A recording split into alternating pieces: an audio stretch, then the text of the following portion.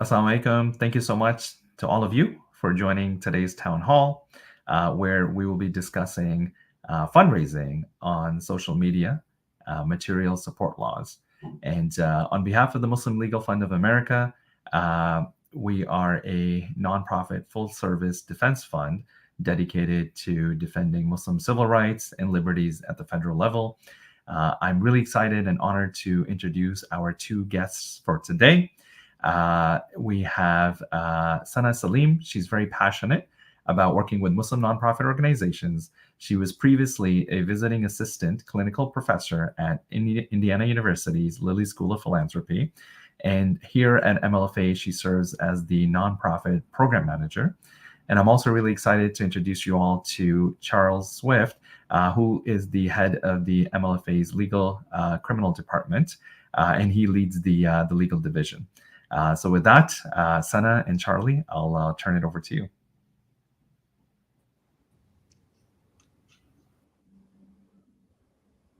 Hello and good evening or afternoon, wherever you may be tuning in from.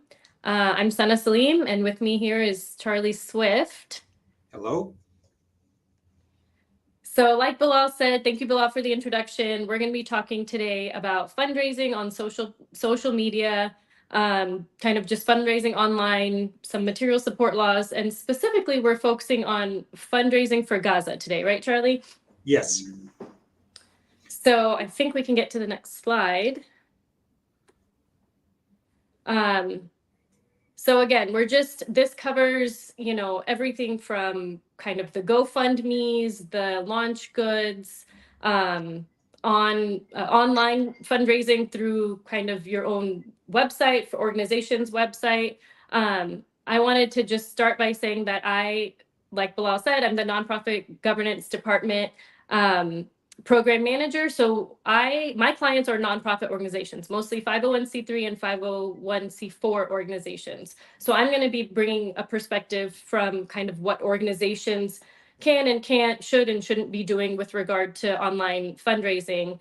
And then Charlie, you can kind of describe the lens you'll be speaking through. I'm going to be looking at it both from the individual and the organizational. From the criminal law standpoint, I don't look at it. So an organization is an individual, a corporate personhood. And from the individual standpoint, so when we're looking at Gaza, the individual and the corporate is going to apply to both organizations. But Sana's going to hit some of the additional steps that corporations have to do to apply with their state and federal regulations. Sure. And concerns. Okay. So let's go to the next slide. Let's start out with what is never lawful.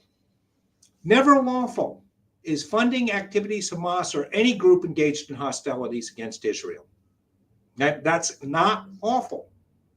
I get a lot of questions. Well, what about groups that support the military actions against Gaza? Not the same. Israel is considered by the United States to be a state. Hamas is a designated terrorist organization.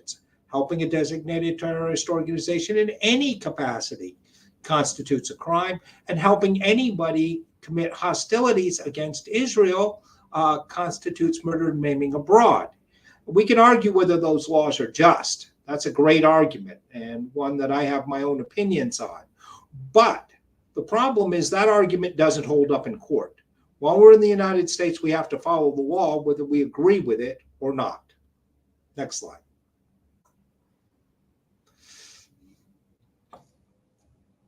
So we're assuming for this purpose that anything that you want to do is for lawful purposes. In other words, in individuals raising money online, if you're an individual and you want to set up a GoFundMe campaign, I assume you're not funding combatant activities, you're funding humanitarian activities. You want to help somebody with food, clothing, water, etc. So assuming all of that, what's the first problem or thing on that? Is the first thing that we have to ask is, what's the purpose of the funds set up in the solicitation? Why does that matter? Well, under US law, if you say you're raising money for something and people give money to it for that purpose, then the money must be used for that purpose. If they're not used for that purpose, it can constitute mail fraud or wire fraud. The most extreme example I can give you is I say I'm raising money for Sana, and to her help, and instead I take the money and buy a Corvette. That would be wire fraud, because you didn't give me money for my Corvette, you gave me money to help Sana. And less ones where we see people get in trouble on different purposes is they raised money for one purpose, but then the purpose changed. Things on the ground in Gaza are very fast moving. And suddenly what we needed today, we don't need tomorrow, but we still need something. So I ought to be able to use it. And that's a big problem in these. And it's been a problem for people in the past. So it's the first thing is when you're raising money, you got to have it, the purpose. We ask always, what's the purpose in the solicitation? Because that's going to tie down exactly what you can do with the money you raise. And if you don't adhere to that, there's going to be a problem. Next slide.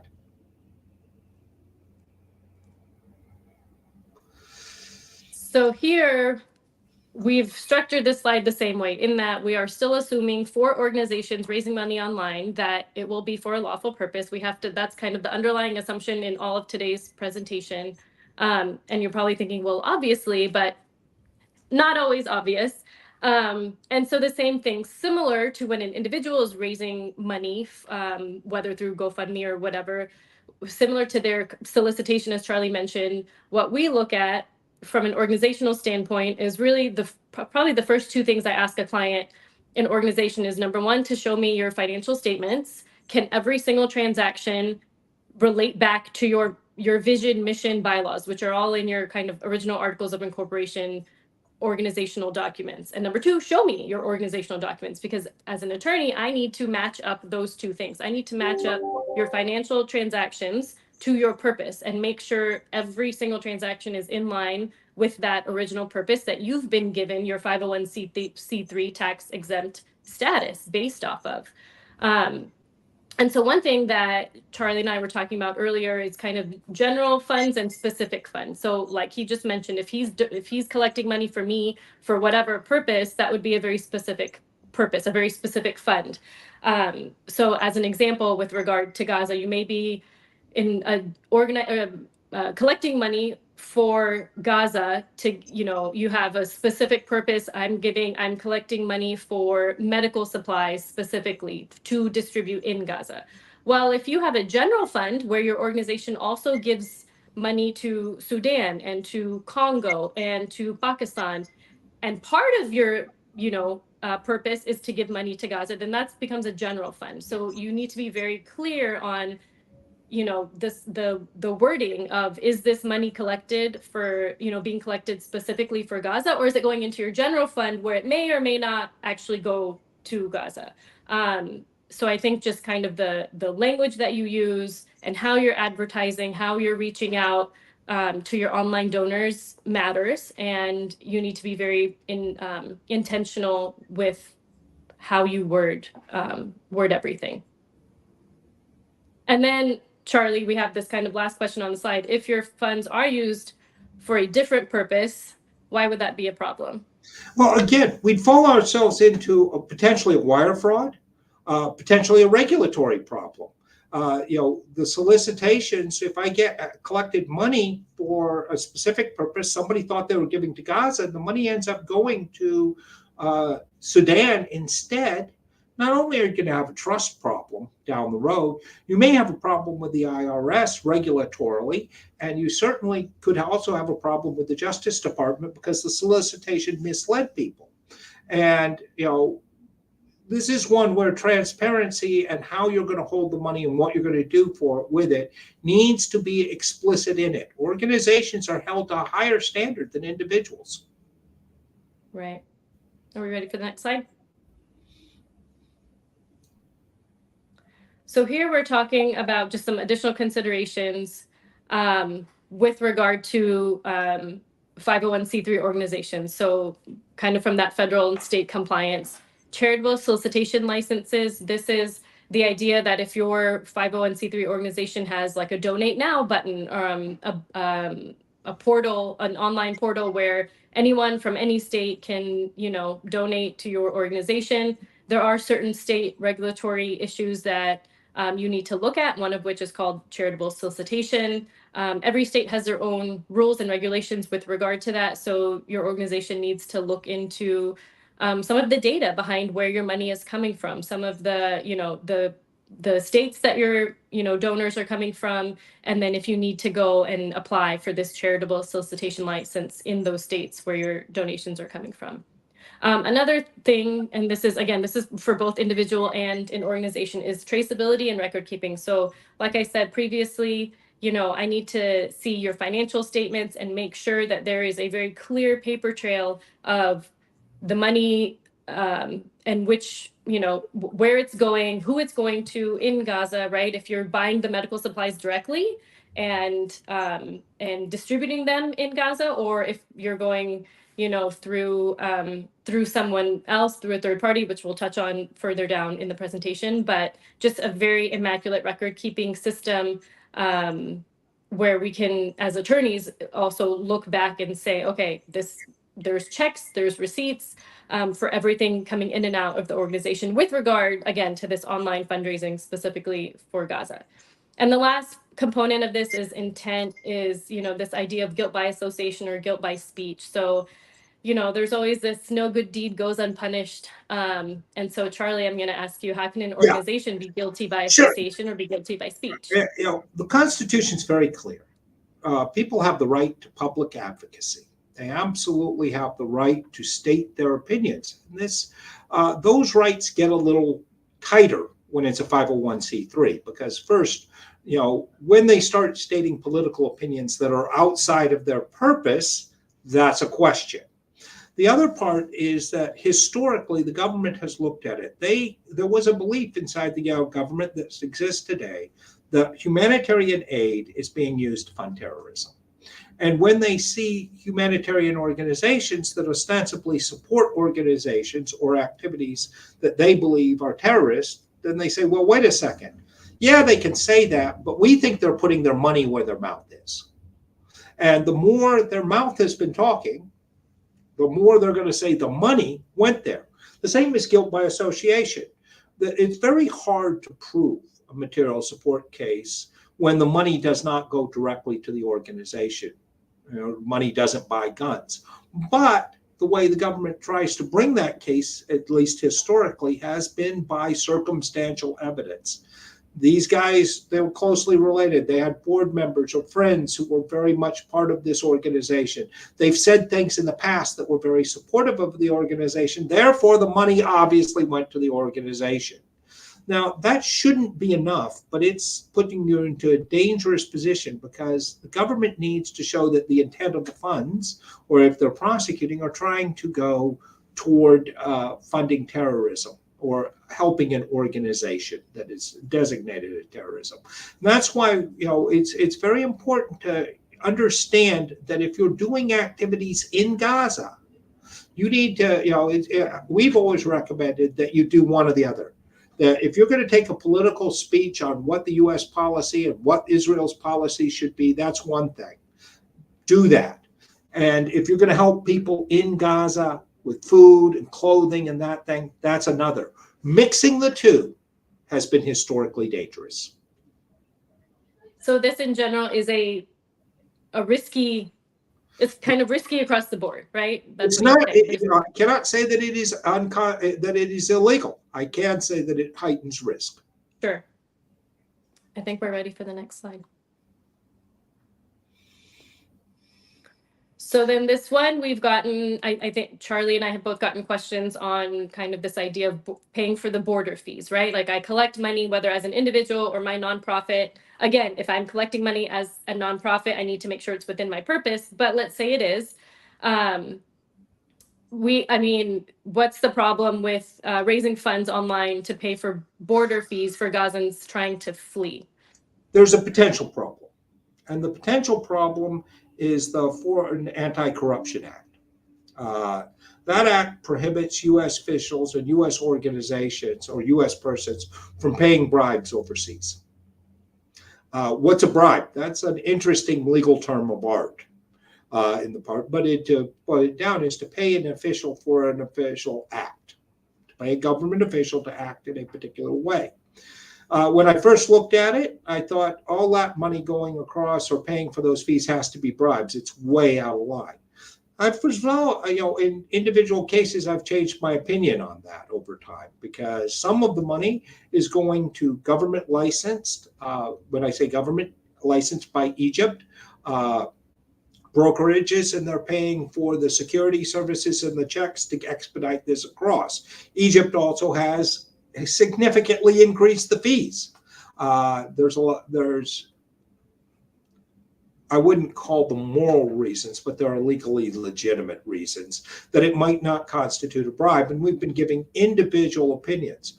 But wholesale raising it is concerning, and you're going to be asked questions about it and need to be able to do it.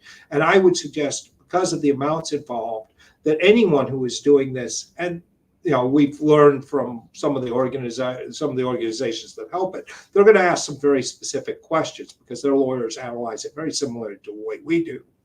And so it's a great idea to get legal advice before doing this, and certainly before paying it. Yeah. Next slide. So, standing up to scrutiny, right? We asked 3 questions. Okay, who's the recipient?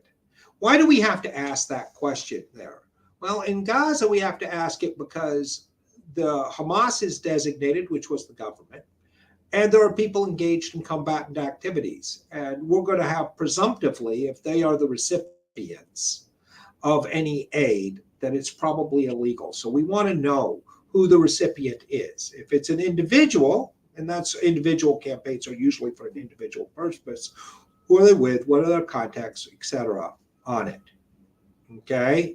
And if it's a charity, what do you want to know, Sada? I mean, almost the same thing, right? We discuss, there's certain tools we use and we advise our clients to use when looking at who's the recipient of that aid. If it's an individual receiving the aid, we always refer clients to the OFAC list, the Office of Foreign Assets Control. There's a database. It's not, obviously Charlie and I have talked about, there's no master list of Hamas members, right? There's no like database. But looking at this government sanctioned kind of website, the Office of Foreign Assets Control, OFAC for short, is a good start. And it's doing your due diligence as an organization. And just to make sure that, again, you're kind of keeping that paper trail and who's receiving it and where it's going and what it's being used for. We'll get kind of more into detail with each of these points, but these are the 3, legs that we have to stand on with regard to, let's say, your organization is being scrutinized by the government. What are the 3 things that your organization or individual should be able to answer and have a good answer for when it comes to fundraising online for Gaza? So who is the recipient? What is the purpose? And again, we're assuming it's lawful. We're hoping it's lawful. And then what did you intend the money to be for? And did it, Getting onto that last one, it's not just what you said in your ad. It's what you said in all your communications. It's what you said anywhere in it. Because when you are under scrutiny, they're going to look at everything. So what is the intent money? What did you intend the money for? Really looks at all of the parts on it. And that's where you can, well, if I don't say it in there, but I said it backline, it doesn't matter. No, it matters everything you said. Right. And Charlie, one thing that is not on this list that I wanted to mention that might be kind of an additional factor to consider is monitoring or screening from whom you are receiving money. Again, something that I tell my clients is that just because someone is offering you $20,000 for your organization, which all of us in the world of C3s know that any amount, is welcome. Usually I tell people just because someone's offering you 20,000 doesn't mean you should always accept it. What if you're in our world, in the criminal defense standpoint, it often starts with what seems to be a legit offer and then the person adding on conditions. So who you're getting it from and what their background and all of that is. And I have a rule, if it sounds too good to be true, it probably is. Right. I had one client offer a percentage of their profits from their private business. And I was like, we need to do some more digging on who this person is and what their business is before we accept that, because it just seemed too good to be true. So, what if we are receiving a donation from an individual or an organization that has known ties to a designated FTO, a designated foreign terrorist organization, or, one of something like that. So, like you said, if it's too good to be true, then it's something that you need to kind of look into more closely, and just monitor and screen some of those online donations. So again, that wasn't on the slide, but I thought it was worth mentioning. Yes. And I think we can move on to the next slide. Yes. So then just getting more into detail on the recipient. Now, if an organization is raising money, again, who's the recipient? Is it a specific person, a specific, cause? Is it another 501c3? So a lot of times, you might have an organization, maybe a mosque or something that like collectively wants to raise funds through the mosque, and then give one lump sum to another 501c3 to go do the work. There's nothing that we actually advise, donating to a 501c3, but just keep in mind that kind of the more third parties there are in between, the less you have that paper trail and record of where the funds are going. So when I say on the slide, we advise against using a third party, that's more in the example of, let's say we're donating, we have this lump sum, we give it to someone in Egypt who says they'll send it over the border to Gaza. I just don't feel as strong about that paper trail and where the money is going and how it's being spent. If you can show me the paper trail and the exact receipts, then, that's one thing, but it's just kind of maintaining. I think the IRS looks at maintaining that level of control of exactly where the money is going, and again, who the intended beneficiaries are, because like Charlie mentioned earlier, kind of they just assume that whatever money is, government might assume that whatever money is going over is going to end up in the hands of Hamas. And even if one penny ends up in the hands of Hamas, you could be on the line. And I wanted to echo on that. Third parties, you have to think about it as if, and this is happening in Gaza all the time now, it's very, very difficult to deliver aid. It's very, very difficult, especially for individuals, to get money to people. Things are breaking down. It is an emergency at every moment. And the temptation is, well, I know this person who can get it there, or maybe I can use this third party. You've just hired partners. That's how you have to think of it. And here's the interesting thing about partners. You're liable for what your partner does. So, if you haven't carefully vetted your partner and can't have them be part of this, if they suddenly brought in at the last second, it's going to be hard to stand up to scrutiny, because your partner at most will say, I didn't know him, or it makes it very difficult.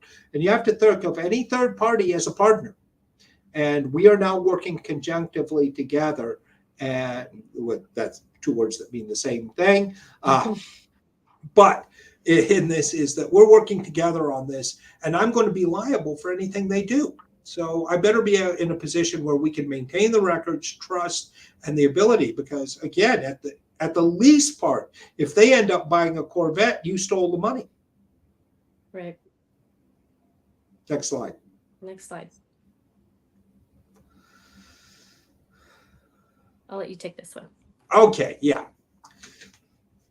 Here is the part that we stand out. What is the purpose, and is it lawful? Okay, humanitarian aid is generally lawful. The problem is in the recipient, etc. on it. In Gaza, because of the ubiquitous nature of Hamas, the belief you almost have to be able to prove that you were restricting the aid so that Hamas didn't get it, rather than not intending Hamas to do it. And so the assumption is that if you assume that your work you're going to do is lawful, then you have to do more than just simply assume that the money is not going to go to Hamas because I'm buying bandages or I'm paying for prenatal visits or something. You are required, whether you're in charity or not, to vet the people receiving it for no context. And you can't simply ignore it. You have to have the idea that, okay, this person is not affiliated with Hamas, and I've taken reasonable steps to do that. Otherwise, the U.S. position has been If they're affiliated, you intend to support Hamas because you know they're affiliated, or you willfully blinded yourself. I think that's the most difficult thing in standing up to scrutiny, is vetting those recipients. Next slide. And the last one is, what do you intend the money to be for? As we were talking about a little more on that, is this part is all your actions and your words and everything have to match. If they don't match, the government is going to assume that you had ill intent. Yeah. I mean, this goes back to those examples of if the GoFundMe says you're buying medical supplies or you're providing medical supplies and you end up buying a house for someone in need, then you're going to have a problem. So yes, you are. At a minimum, they'll come after you for wire fraud. But why will they do that? Because they'll think that was a ruse to put money for terrorism. Right. Next slide. And this part is what we wanted to hit. What is the statute that we've been talking about here all this time? Is 18 USC 2339B. And it says whoever knowingly gives any resources in this. Now, I realize the orange is a little difficult to read. But basically, if you knowingly provide any material support or resources, and the list is exhaustive, it includes all kinds of humanitarian aid. The only things that are excluded are medical supplies and religious supplies. And you can't give money to purchase them. You have to actually give the supplies from the U.S. To avoid criminal liability. Shall be fined under this title or imprisoned for up to 20 years, period. It is designed to be overly, and it is the principal statute. And the whole idea behind this statute when it was passed was to prevent charities from funding terrorism. And individuals from funding terrorism claiming that it was for charitable purposes.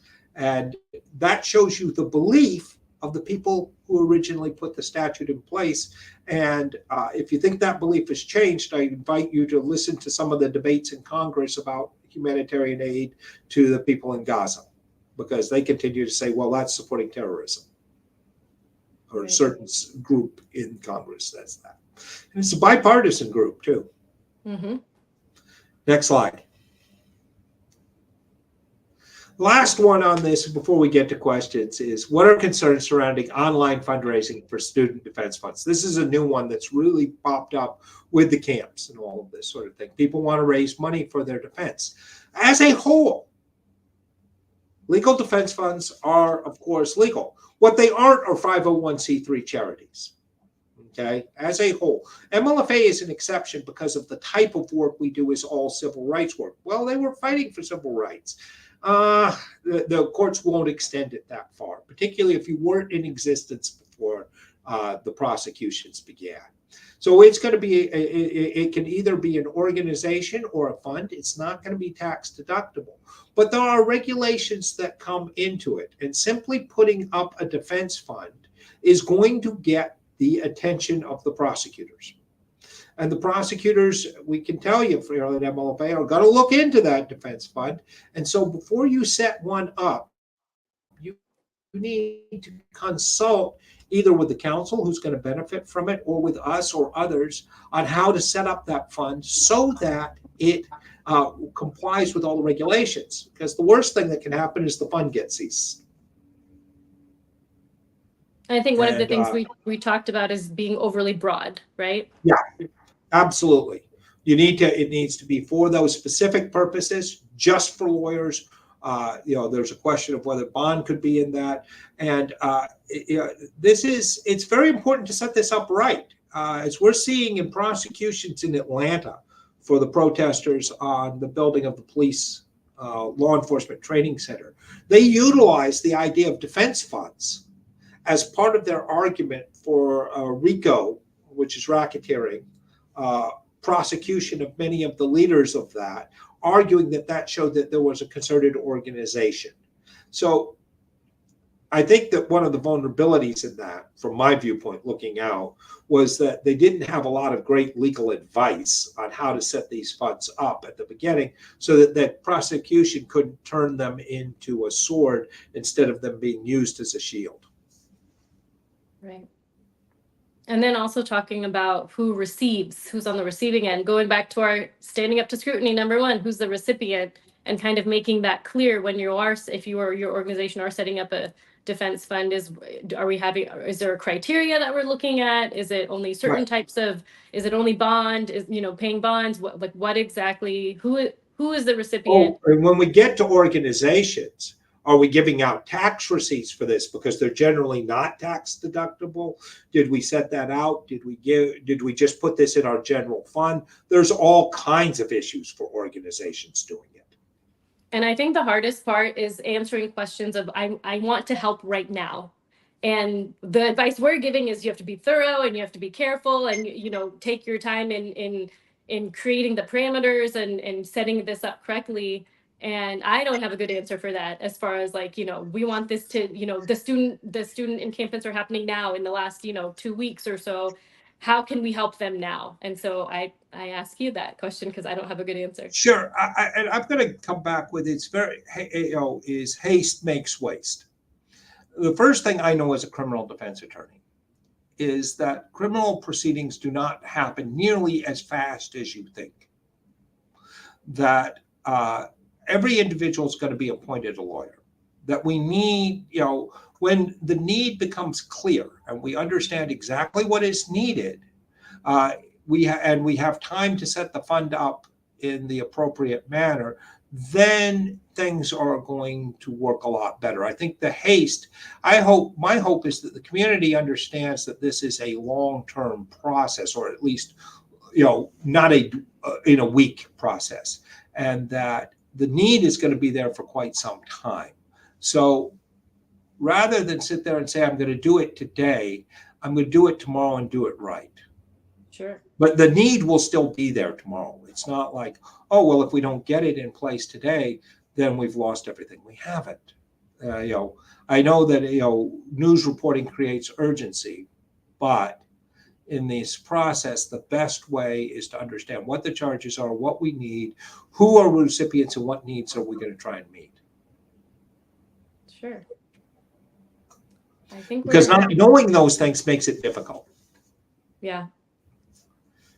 So that kind of concludes anything that I had to say, Charlie. I don't know if you want to add anything else. Yeah, one of those things is, when do you call? When do you call me? If your organization comes under scrutiny, you need to call me before you come under scrutiny, when you've come under scrutiny, because at that point, you need counsel. And we have helped many organizations during this process, and I'd like to say we've been very successful in that, because they all intended good things, but it's very important to understand how to answer the questions. Not that it would be dishonest. No, we answer them completely honestly, but understanding what the question is, what are my obligations to answer these questions, because quite often in scrutiny, you have to answer them. As an organization, you don't have the right to remain silent.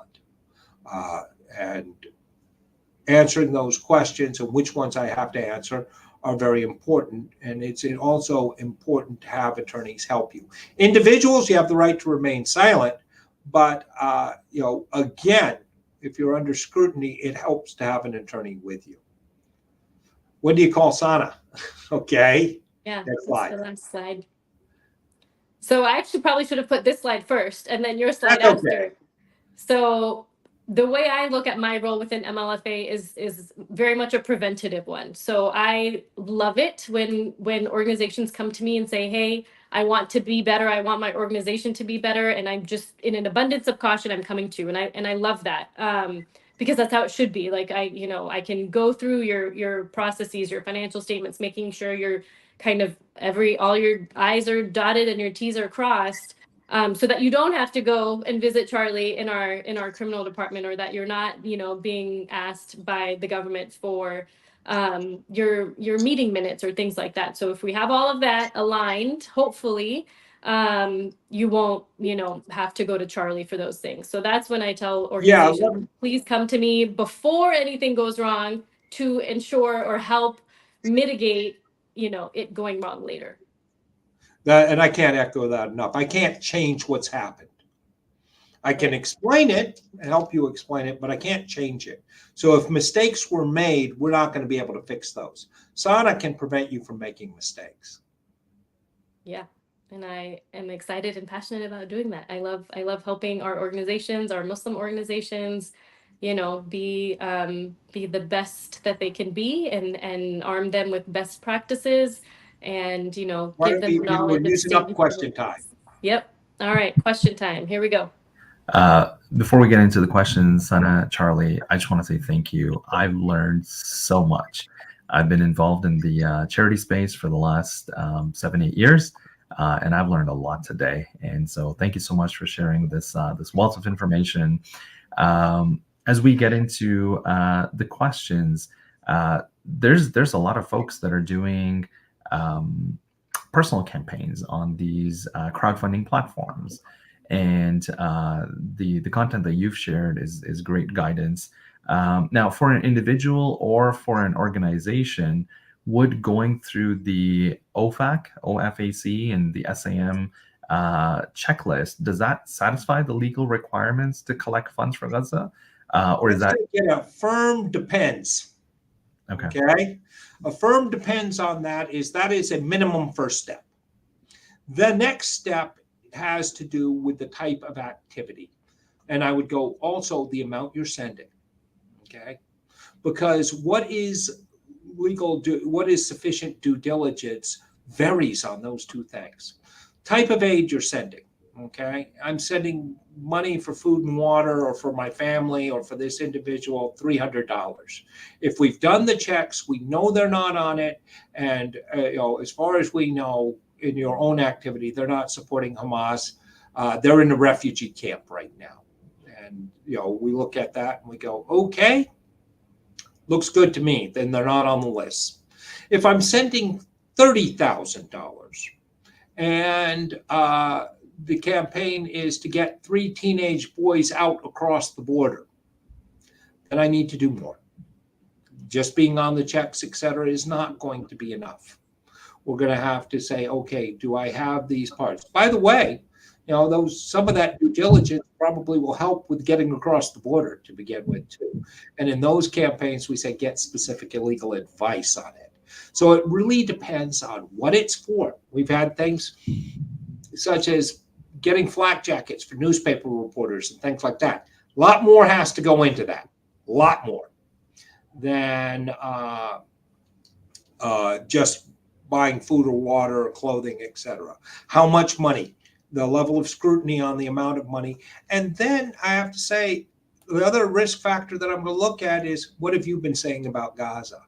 Because they'll look at that and try. I'm going to have to be even cleaner that this was an absolutely good donation. Thank you. The next question that we have is, if I want to fundraise for purposes of aid, but I'm not sure yet about the specific uses because we don't know what's getting in, what's going to be able to get in. How should I frame the language so that the money doesn't go to waste and I'm in compliance with the requirements? That's a good question, because that's what we had talked about earlier, that what's needed today may not be needed tomorrow. I think it's a balance of keeping it broad enough to cover. You can list out a few different types, right? You can list out maybe a few different types of aid, but not making it so broad that, that it's too broad. I don't know, Charlie? Sure. When I look at that on fundraising, my advice would be is, first and foremost, tell the truth. This is the first and absolute. I don't know what I'm going to spend it on. We are raising these funds. What are we going to do with the funds? If you're going to hold them separately and you're going to use them for Gaza at the first opportunity, you say that. See, this is the pressure of a good sales pitch versus an honest sales pitch. An honest sales pitch says we can't deliver the aid right now. We are raising it because we know that there is going to be a long-term humanitarian crisis. And we are building money to continue to aid that. And we want to build it today and tomorrow. if I'm going to put it in our general fund, and you can trust us because we've been working there for 20 years and we're building it, and we're going to spend it as soon as it can be we can find lawful projects that are most needed, say that. In other words, does it comply with your bylaws, all of that part, but your statements on it need to be transparent. And the listener should not assume that, oh, it's going to go tomorrow if it's not. Oh, it's going to set up tents when you don't have a contract for tents. Oh, it's going to go only to Gaza when in fact it's going to go into the general fund. Your solicitations need to match the purpose. And that is essential. And charities, believe it or not, have been prosecuted for not doing that, for their uses outside of it. And that was shortly after 9/11. But when the government gets creative, they look into those things and say, well, wait a second. They go back to Sana's traceable part. They trace the money and they go, that doesn't match. So the honest pitch is better than the sales pitch. Absolutely, has to be. All right, I'm going to tee you up for our final question for today. It's a two-part. Do you have any successful examples of individuals or organizations, without taking names, that are raising funds to send to Gaza? And what steps did they take specifically when using third-party platforms to fundraise? Or the alternate way to ask that is, what advice do you have if I was to build a campaign? What are some 2 or 3 checklist items that I should go through when I'm creating a campaign like this? Okay, yes. I have multiple, and I think Sana does too. The first question that I'm going to say on the part is, I am acting as a conduit to other organizations. I'm raising their profile and speaking for them. This is, I want to help an organization and bring attention to it. Okay? This third-party validator. And in those, they never handle the money. They are licensed 501c3s. They are raising the money for that person. They disclose any contacts they may or may not have, and they argue for it. The other one is, I'm raising money for a specific family or purpose. And I am very on what it is. I know why am I the fundraiser? I know the person. I am well acquainted with them. I've known them for a while. That actually for authenticity. It also solves, when we go to vetting, an awful lot of this, because they know what political activities, they know what they've been doing. They know that they've been caught in a crossfire. They understand what's going on with them, and they can be valid on it. And they're very specific in their needs and purposes. And they have also thought out how they will get the money to them. They understand what the money will be used for, and they can make a direct payment to them. They don't have to go through third parties. They have engaged in that campaign. When they can do all those things, they are raising on behalf of a friend or family member that they knew. They understand the purposes. They understand their lack of contacts with it. They have a history with this person. They may have sent them money in the past, smaller amounts, but we need a lot more right now than I have, which is why I'm fundraising. Those campaigns have been, both we found them get through GoFundMe campaigns, not be suspended, and be deliverable. Okay, but those are the parts on it. The most successful campaign answers all the questions before we start, not afterwards. And those questions were those 3 that we had in the slides. Who's the recipient? Is the purpose lawful? And what is the money intended for? Exactly. When you do I have to use a third party, or can I deliver this directly? Yeah. The third parties get you in trouble with GoFundMe and everybody else too, because they need to maintain those same financial records. That's amazing advice. Charlie, Sana, I want to thank you. Just like we mentioned, for all of our nonprofit leaders, friends that are in the charity space, please reach out to Sana. please engage. Well, if I could add, and even in the defense fund world, you've got a friend who was arrested and you want to raise money for their defense. Then we know who the recipient is. This is the attorney. We know what we need to raise for. This is the amount. We know who to send the money to, the attorney. The attorney was going to account for it in their trust account. It will be spent only for this purpose. Voila, done. No tax deductions on these. Done. It's easy enough there, but it requires knowing what I'm going to do with the money. Vice, I want to raise the money. Is the difference? Yeah. Thank you. Thank you. And again, just for all of our friends who are in the charity space, in the charity sector, please proactively reach out to Sana to get her advice, to get her eyes, to take a look at your operations and where we can advise you to how to optimize and to better navigate, the world that we find ourselves in today. And so, Sana, I want to thank you. Charlie, I want to thank you for taking out the time today for joining us. And all of our guests today, thank you so much for joining us. On behalf of the Muslim Legal Fund of America, this is part of a series of town halls. And as we see on the screen coming up, these are the upcoming sessions. Our next session will be tomorrow, and it'll be focused on student encampments and international student pitfalls. And as always, we look forward to your support, your generosity, to continue to be the voice, to continue to defend those in need. So please donate generously, and thank you so much, and we will see you tomorrow.